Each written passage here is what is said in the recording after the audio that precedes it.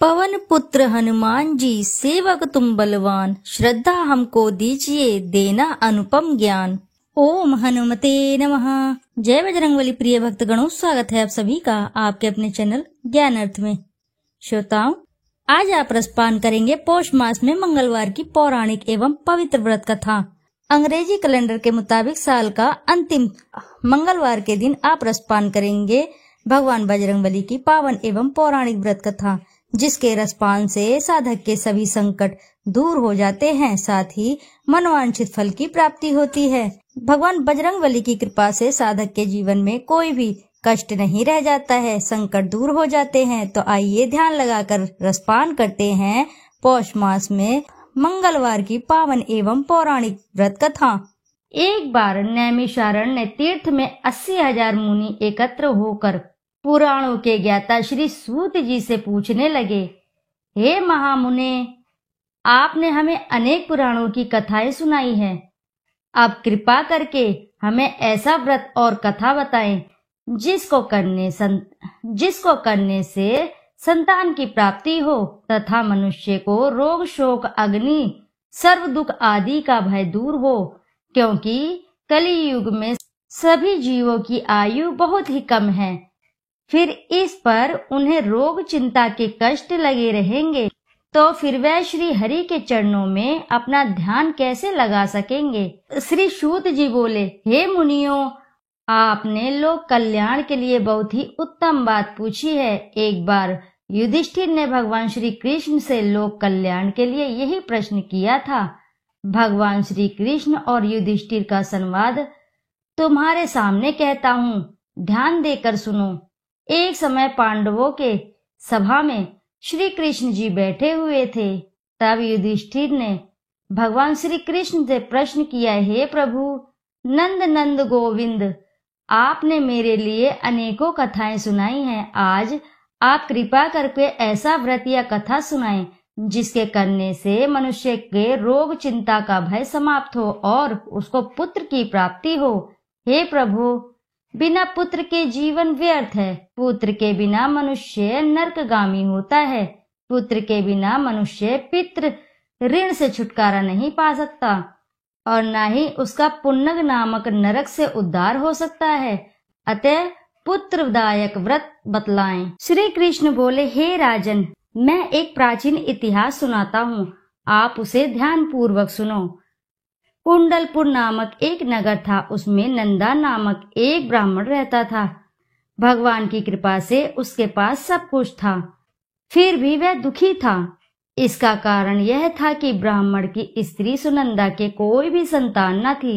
सुनंदा पतिव्रता थी, भक्ति पूर्वक श्री हनुमान जी की आराधना करती थी।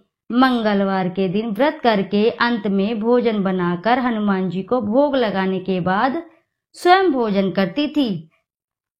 एक बार मंगलवार के दिन ब्राह्मणी गृह कार्य की अधिकता के कारण हनुमान जी को भोग न लगा सकी, तो इस पर उसे बहुत दुख हुआ।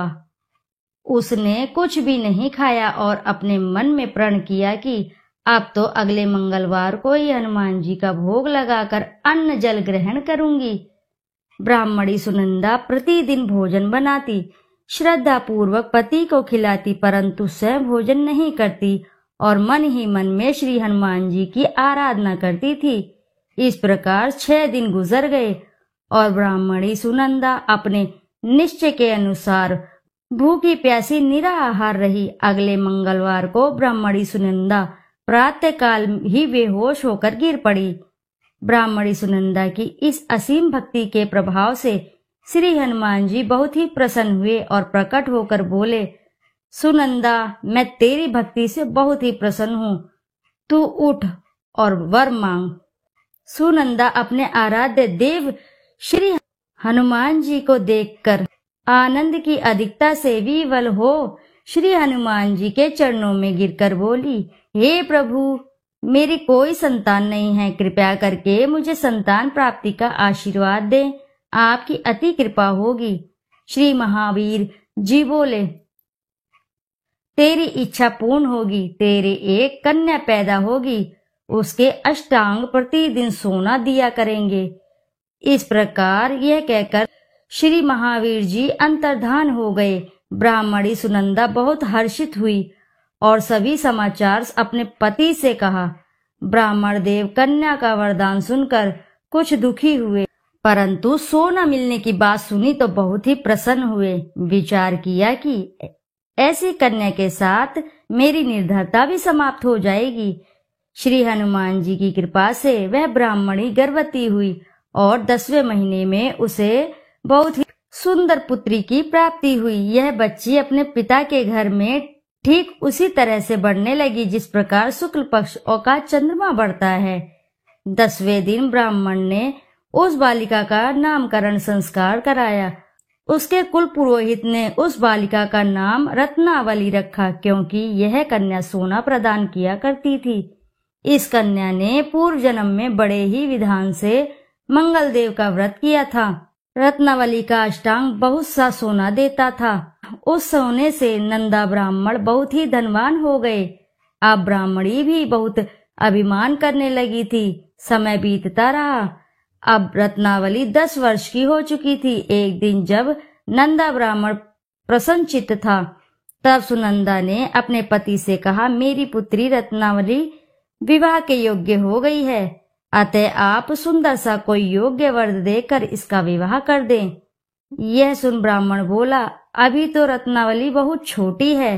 तो ब्राह्मणी बोली, शास्त्रों की आज्ञा है कि कन्या 8वें वर्ष में, गौरी 9 वर्ष में और रोहिणी 10वें वर्ष में कन्या के इसके पश्चात रजस्वला हो जाती है। गौरी के दान से पाताल लोक की प्राप्ति होती है, रोहिणी के दान से वैकुंठ लोक की प्राप्ति होती है, कन्या के दान से इंद्रलोक में सुखों की प्राप्ति होती है। अगर हे पतिदेव रजस्वला का दान किया जाता है तो घोर नरक की प्राप्ति होती है। इस पर ब्राह्मण बोला, अभी तो रत्नावली मात्र 10 ही वर्ष की है और मैंने तो 16-16 साल की कन्याओं के विवाह कराए हैं, अभी जल्दी ही क्या है। तब ब्राह्मणी सुनंदा बोली, आपको तो लोभ अधिक हो गया है लगता है। शास्त्रों में कहा गया है कि माता पिता और बड़ा भाई रजस्वला कन्या को देखते हैं तो अवश्य ही नरकगामी होते हैं। तब ब्राह्मण बोला, अच्छी बात है, कल मैं अवश्य ही योग्य वर की तलाश में अपना दूत भेजूंगा।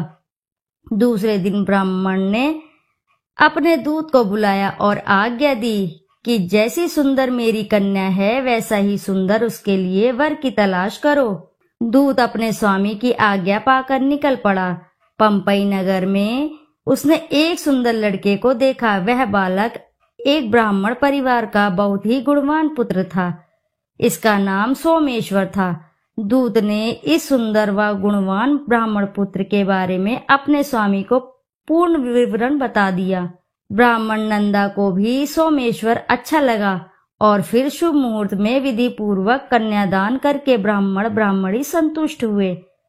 परंतु ब्राह्मण के मन में तो लोभ समाया हुआ था। उसने कन्यादान तो कर दिया था, पर वह बहुत ही खिन्न भी था। उसने विचार किया कि रत्नावली तो अब चली जावेगी और मुझे इससे जो सोना मिलता था वह भी अब नहीं मिलेगा। मेरे पास जो धन था कुछ तो इसके विवाह में खर्च हो गया और कुछ शेष बचा है, वह भी कुछ दिनों के पश्चात समाप्त हो जाएगा। मैंने तो इसका विवाह करके बहुत बड़ी भूल कर दी है। अब कोई ऐसा उपाय है कि रत्नावली मेरे घर में ही बनी रहे, अपने ससुराल बिल्कुल न जाए। लोभ रूपी राक्षस ब्राह्मण के मस्तिष्क पर छाता जा रहा था। रात भर अपनी शैया पर बेचैनी से रुकावटें बदलते बदलते उसने एक बहुत ही क्रूर निर्णय लिया। उसने विचार किया कि जब रत्नावली को लेकर उसका पति सोमेश्वर अपने घर के लिए जाएगा तो वह मार्ग में ही छिपकर सोमेश्वर का वध कर देगा और अपनी लड़की को अपने घर ले आएगा, जिससे नियमित रूप से उसे सोना भी मिलता रहे और समाज का कोई मनुष्य उसे दोष भी नहीं दे सकेगा। प्रातःकाल हुआ। नंदा और सुनंदा ने अपने जमाई तथा लड़की को बहुत सारा धन देकर विदा किया। सोमेश्वर अपनी पत्नी रत्नावली को लेकर ससुराल से अपने घर की ओर चल दिया। ब्राह्मण नंदा महालोभ में वशीभूत हो वह अपनी मति खो चुका था। पाप पुण्य को उसे विचार बिल्कुल भी नहीं आ रहा था। अपने भयानक व क्रूर निर्णय को कार्य रूप देने के लिए उसने अपने दूत को मार्ग में अपने जमाई का वध करने के लिए भेज दिया था, ताकि रत्नावली से प्राप्त होने वाला सोना उसे हमेशा मिलता रहे और वो कभी भी निर्धन ना हो। ब्राह्मण के दूत ने अपने स्वामी की आज्ञा का पालन करते हुए उसके जमाई सोमेश्वर का मार्ग में ही वध कर दिया। समाचार प्राप्त कर ब्राह्मण नंदा के मार्ग में पहुंचा और रुदन करती अपनी पुत्री रत्नावली से बोला, हे पुत्री, मार्ग में लुटेरों ने तेरे पति का वध कर दिया है। भगवान की इच्छा के आगे किसी की कोई बस नहीं चलता है। अब तू घर चल, वहां पर रहकर ही शेष जीवन व्यतीत करना। जो भाग्य में लिखा है वही होगा। अपने पति की अकाल मृत्यु से रत्नावली बहुत ही दुखी हुई। करुण करंदन व रुदन करते हुए अपने पिता से बोली, हे पिताजी, इस संसार में जिस स्त्री का कोई पति नहीं है उसका जीना व्यर्थ है। मैं अपनी पति के साथ ही अपने शरीर को जला दूंगी और सती होकर अपने इस जन्म को, माता पिता के नाम को तथा सास ससुर के यश को सार्थक करूंगी। ब्रह्मानंदा अपनी पुत्री रत्नावली के वचनों को सुनकर बहुत ही दुख हुआ और विचार करने लगा, मैंने व्यर्थ ही जमाई का वध करके पाप अपने सिर पर ले लिया। रत्नावली तो उसके पीछे अपने प्राण तक देने को तैयार है। मेरा तो दोनों तरफ से मरण हो गया। धन तो अब मिलेगा नहीं। जमाई वध के पाप के फलस्वरूप यम यातना भी भुगतनी पड़ेगी। यह सोचकर वह बहुत ही खिन्न हुआ। सोमेश्वर की चिता बनाई गई। रत्नावली सती होने की इच्छा से अपने पति के सिर पर अपनी गोद में रखकर चिता में बैठ गई। जैसे ही सोमेश्वर की चिता अग्नि में जलाई गई, वैसे ही प्रसन्न हो मंगलदेव वहां प्रकट हुए और बोले, हे रत्नावली, मैं तेरे भक्ति से प्रसन्न हूँ, तू वर मांग। रत्नावली ने अपने पति का जीवन दान मांगा। तब मंगलदेव बोले, रत्नावली, तेरा पति अजर अमर है, यह महाविद्वान भी होगा और इसके अतिरिक्त तेरी जो इच्छा हो वो वर मांग।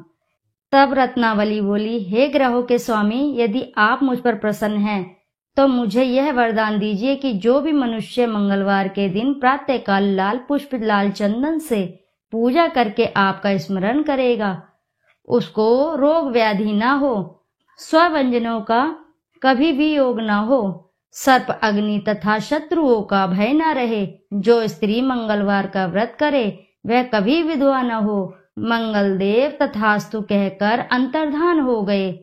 सोमेश्वर मंगलदेव की कृपा से जीवित हो उठे।